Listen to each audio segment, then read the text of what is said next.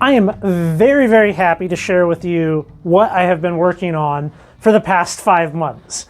This is my fully built out two-wheeled arbor. Now, I'm just beyond happy with how this project came out. I have spent the past 5 months thinking about arbors, building this thing, designing parts of it over and over and over again until I have came on to this final design. I think it's really good. You know, I would like to thank some of the channel members over there on the members side of the channel. We've been kind of working through a lot of this build with a series of videos over that period of time, and I couldn't do many of the aspects of this without you guys. Sometimes it's just amazing to be able to pick that kind of collective hive mind of people. So that's been very good, and I learned so much about arbors and just you name it. This has been a very challenging project at times over this past winter, and whew, I'm happy. As you guys know, I do not exactly have a traditional lapidary shop. And when I say that, I mean, you know, I think a lot of people, the route that they go is they buy a cab machine. You know, they buy a Cab King, a Diamond Pacific, a Highland Park, or whatever, a cab machine, you know? And that's how they go. And I've kind of done very different things. My 14-inch slab saw is homemade. My Richardson's Ranch high-speed sander is secondhand. My slow-speed buffer, I built myself. I designed and built that. I have my high-tech diamond flat lap, which that's a little on the more traditional end of the spectrum, I guess. I have my secondhand TS10C trim saw. And now I finally have a big piece of the lapidary puzzle, and that would be some spinning wheels. So yeah, I've really thought a lot of this out. This is built off of this thing here, which is an old vintage Lortone NS8 two-wheeled arbor. And I am very happy having this. I'm very happy with how it came out. There's a lot of details to it, way more than I could possibly fit into this single short video. On the members side of the channel, there is a 2-hour-long feature-length video going into every single step. You want to learn how to wire motors, it's there. You want to learn how to bend your own sheet metal and make a housing for a machine, it's there. It's all there, laid out in one nice video, chapters, all of it. That said, okay, this is really based off of one machine that I saw, and I was like, I want this, I can't afford it, I gotta build it. And that is the Covington Engineering two-wheeled arbor with the 8x3 expandable drums. That was kind of my inspiration, what I wanted. The $1,400 price tag, though, not really what I wanted. So, to say the least, I built this whole thing by scrounging little bits and pieces from here and there over 5 months, and built it for less than half of that. So there is a full price breakdown over there, so you can check it out and you can follow along. That all said, let me give you the tour of this because I think it's great. It's great. I love it. I love it. Right away, we have a lot of space here for working. You know, that's one of the problems that I've seen with cab machines. I want some of those wheels, they have like no space between them. There's a lot of space. Right now I have an 80 grit and a 220 grit wheel on there, or a belt, I should say, on the wheels. And I designed this with enough space to be able to easily pull a belt off and put a new belt on. So if you've never seen these before, I have these super squishy Lortone wheels on here, and they spin, and the centrifugal force opens them up and it gets tight on the belt, and then you have a lot of options. I prefer, at least right now, I really prefer working with silicon carbide. So you can buy silicon carbide belts really affordably between 80 grit and 1200 grit. And here is a Thunder Egg that I took up just to, oh wait, no, that's the cut side. Where's the polished side?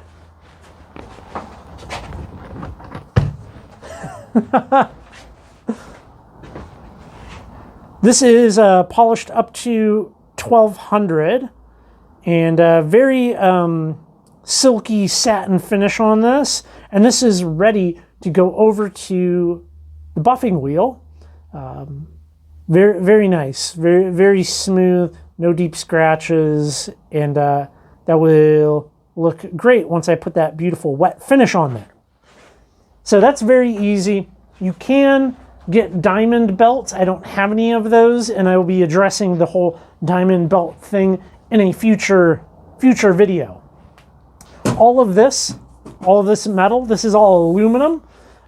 Laid it all out myself and did all the bending and everything. All the hardware is stainless steel. The pan is aluminum. We have an aluminum riser block here. And what else can I show you? So up here, the water system. Let's talk about the water system real quick. My water system is not hooked up right now. This would go to a little pump and feed in to a manifold, which I can control with these valves right here. And it works really well for that. I like it. I'm happy with that. The water feed is very controllable. And I think I prefer this along with the nozzles that I used. I think it's better than needle valves. It's a great system. The motor I went with is a Dayton agricultural fan motor. It's a 1 horsepower motor. It's kind of on the big side for this, but you can always have a big motor running a small machine, but not the other way around. So I scooped that up for a screaming good deal. And yeah, I mean, we drain out and into that bucket right there. And it's pretty simple. I mean, it just turns on and it spins and it works.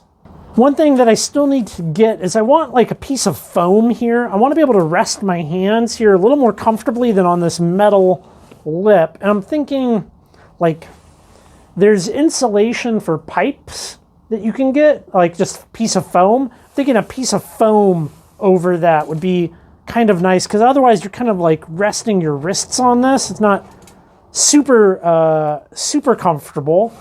It works for right now, but I would like it to be a little more comfy. And otherwise, I mean, it fully contains all of the spray. That's not a big, wet, gross mess. And man, it works. I like the space here.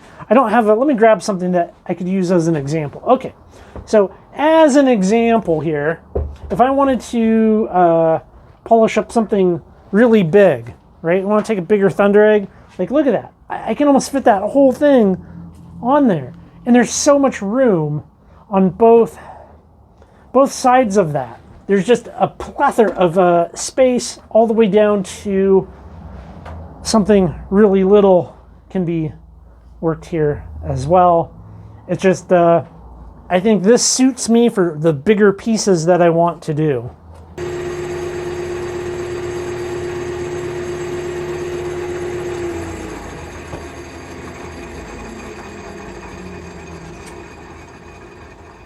I love it. I love it.